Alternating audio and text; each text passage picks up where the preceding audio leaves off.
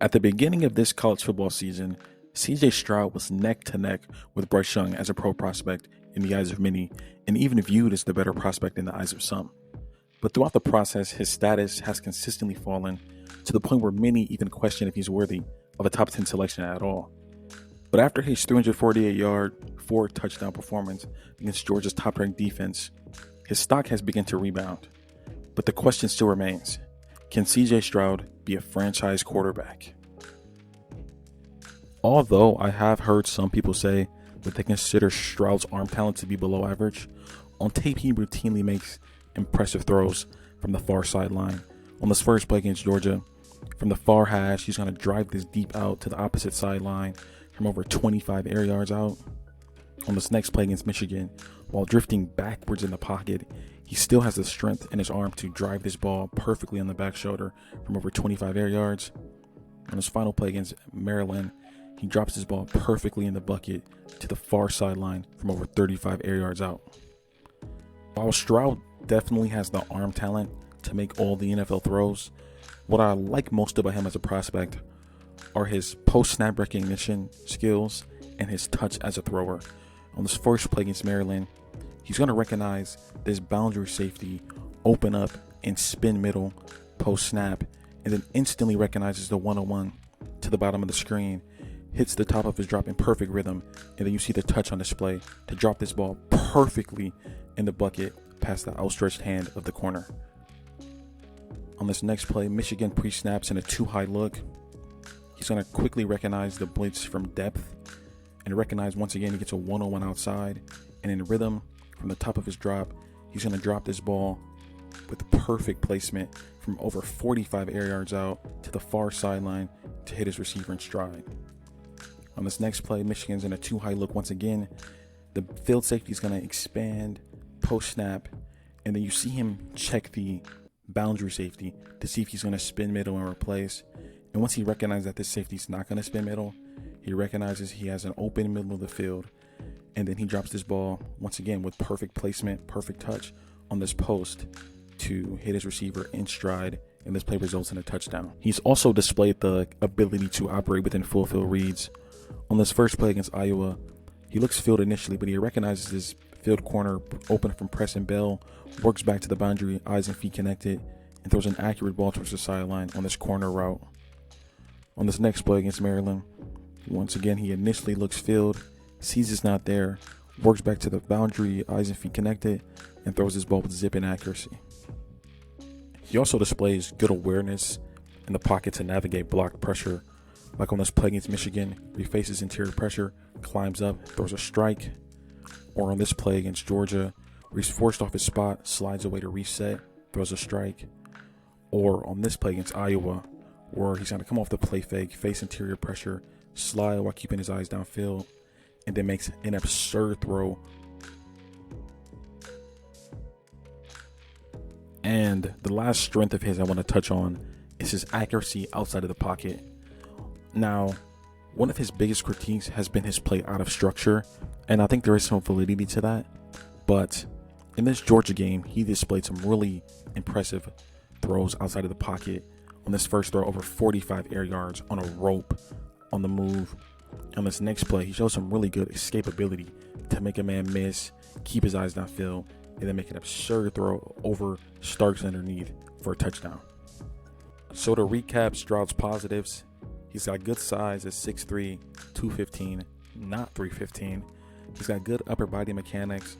He's got an NFL quality arm, throws a great touchdown field. He's capable of making full field reads. He's got really good post-snap recognition.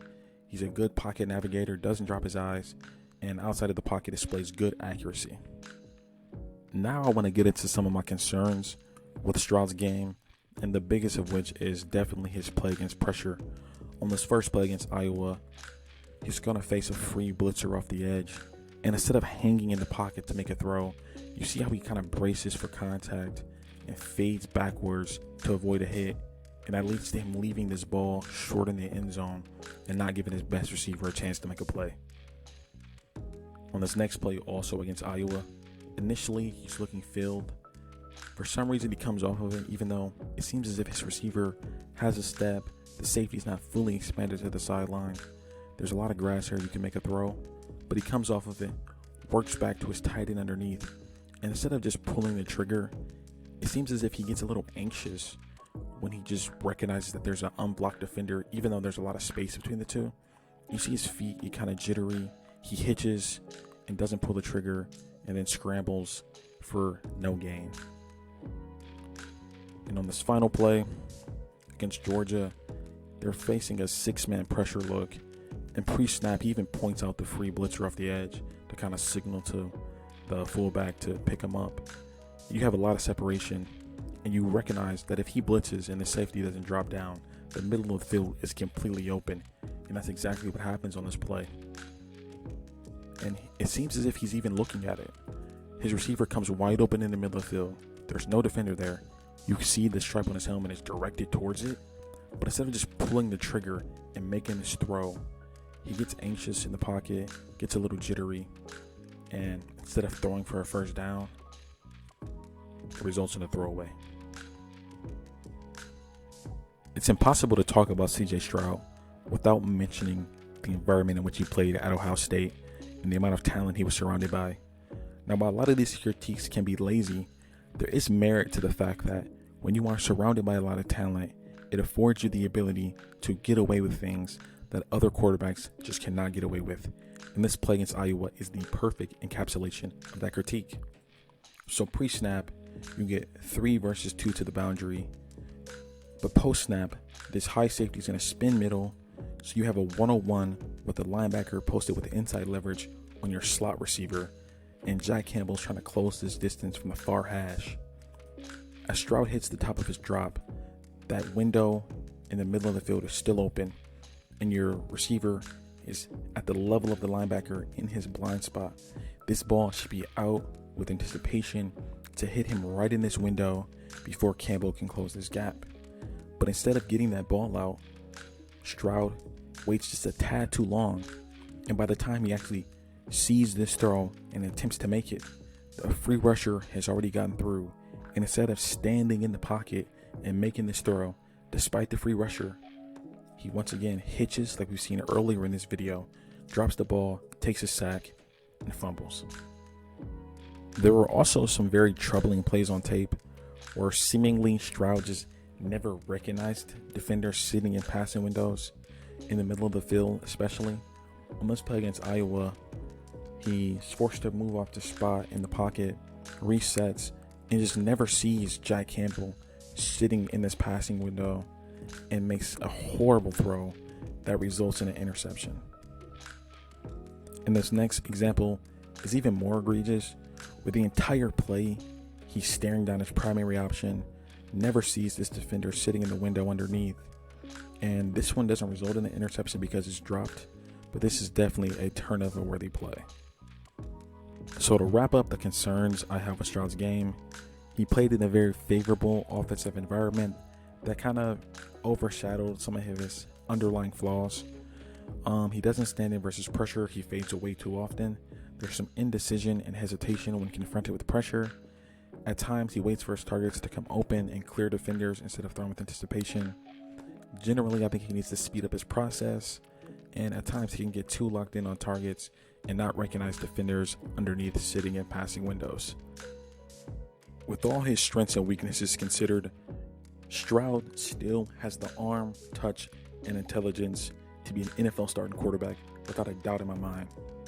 But I think there will be an adjustment period in his transition from the comfortable confines of Ohio State to that of potentially the Indianapolis Colts or Detroit Lions or Carolina Panthers.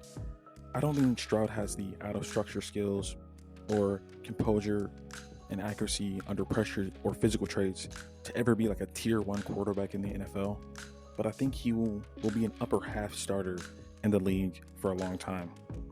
So to wrap this up really neatly, I think Stroud within 2 years will become a good, not great, but good NFL starter. And if you enjoyed this video, leave a like, leave a comment below, and subscribe to the channel. All support is appreciated. And leave your thoughts in the comment section below because I would love to hear what you guys think.